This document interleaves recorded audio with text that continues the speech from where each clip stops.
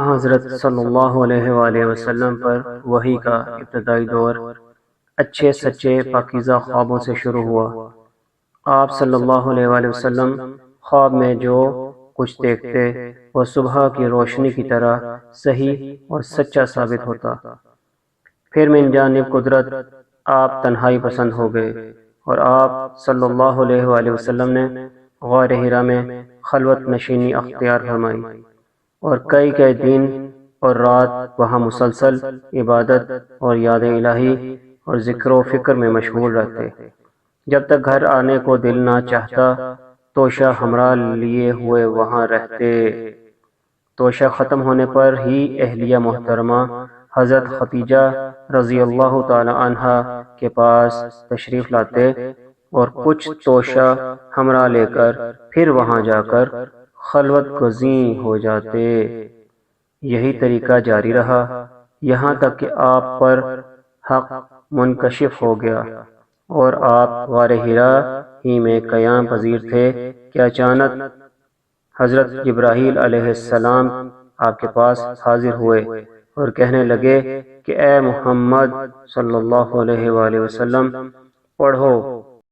آپ فرماتے ہیں کہ میں نے کہا کہ میں پڑھنا نہیں جانتا۔ آپ صلی اللہ علیہ وآلہ وسلم فرماتے ہیں کہ فرشتے نے مجھے پکڑ کر اتنی زور سے بھینچا کہ میری طاقت جواب دے گئی، پھر مجھے چھوڑ کر کہا کہ پڑھو۔ میں نے پھر وہی جواب دیا کہ میں پڑھا ہوا نہیں ہوں۔ اس فرشتے نے مجھ کو نہایت ہی زور سے بھینچا کہ مجھ کو سخت تکلیف محسوس ہوئی، پھر اس نے کہا کہ پڑھ۔ میں نے کہا کہ میں پڑھا ہوا نہیں ہوں۔ فرشتے نے تیسری بار مجھ کو پکڑا اور تیسری مرتبہ پھر مجھ کو بھینچا، پھر مجھے چھوڑ دیا اور کہنے لگا کہ پڑھو اپنے رب کے نام کی مدد سے جس نے پیدا کیا اور انسان کو خون کی پھٹکی سے پنایا۔ پڑھو اور آپ کا رب بہت ہی مہربانیاں کرنے والا ہے۔ بس یہی آیتیں آپ حضرت جبرائیل علیہ السلام سے سن کر اس حال میں غار حرا سے واپس ہوئے کہ آپ کا دل اس انوکھے واقعے سے کانپ رہا تھا۔ آپ حضرت خدیجہ رضی اللہ تعالی عنہا کے ہاں تشریف لائے اور فرمایا کہ مجھے کمبل اوڑھا دو، مجھے کمبل اوڑھا دو۔ لوگوں نے آپ کو کمبل اڑا دیا۔ جب آپ کا ڈر جاتا رہا تو آپ نے اپنی زوجہ محترمہ حضرت خدیجہ رضی اللہ تعالی عنہا کو تفصیل کے ساتھ یہ واقعہ سنایا اور فرمانے لگے کہ مجھ کو اب اپنی جان کا خوف ہو گیا ہے۔ آپ کی اہلیہ محترمہ حضرت خدیجہ رضی اللہ تعالی عنہ نے آپ کی ڈھارس بندھائی اور کہا کہ آپ کا خیال صحیح نہیں ہے، خدا کی قسم آپ کو اللہ کبھی رسوا نہیں کرے گا۔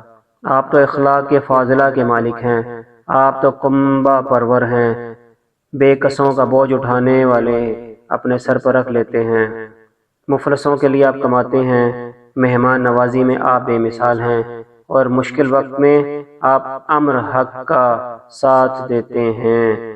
ایسے اوصاف حسنہ والا انسان یوں ہی بے وقت ذلت و خواری کی موت نہیں پا سکتا۔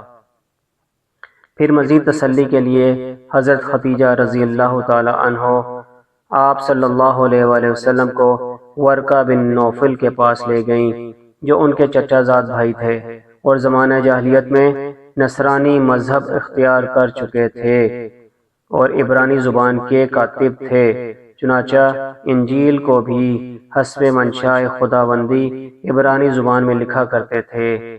انجیل سریانی زبان میں نازل ہوئی تھی، پھر اس کا ترجمہ عبرانی زبان میں ہوا۔ ورقہ اسی کو لکھتے تھے۔ وہ بہت بوڑھے ہو گئے تھے یہاں تک کہ ان کی بینائی بھی رخصت ہو چکی تھی۔ حضرت خدیجہ رضی اللہ تعالی عنہ نے ان کے سامنے آپ صلی اللہ علیہ وآلہ وسلم کے حالات بیان فرمائے اور کہا کہ چچا زاد بھائی اپنے بھتیجے محمد صلی اللہ علیہ وآلہ وسلم کی زبانی ذرا ان کی کیفیت سن لیجئے۔ وہ بولے کہ بھتیجے آپ نے جو کچھ دیکھا ہے اس کی تفصیل سناؤ۔ چنانچہ آپ صلی اللہ علیہ وآلہ وسلم نے از اول تا آخر پورا واقعہ سنایا، جسے سن کر ورقہ بے اختیار ہو کر بول اٹھے کہ یہ تو وہی ناموس معزز رازدان فرشتہ ہے جس سے اللہ تعالیٰ نے حضرت موسیٰ علیہ السلام پر وحی دے کر بھیجا تھا۔ کاش میں آپ کے پاس اس عہد نبوت کے شروع ہونے پر جوان عمر ہوتا، کاش میں اس وقت تک زندہ رہتا کہ جب آپ کی قوم آپ کو اس شہر سے نکال دے گی۔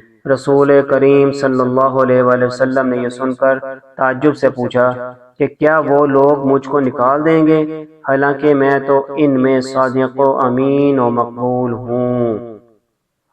ورقہ بولا، ہاں یہ سب کچھ سچ ہے، مگر جو شخص بھی آپ کی طرح امر حق لے کر آیا، لوگ اس کے دشمن ہی ہو گئے ہیں۔ اگر مجھے آپ کی نبوت کا وہ زمانہ مل جائے تو میں آپ کی پوری مدد کروں گا۔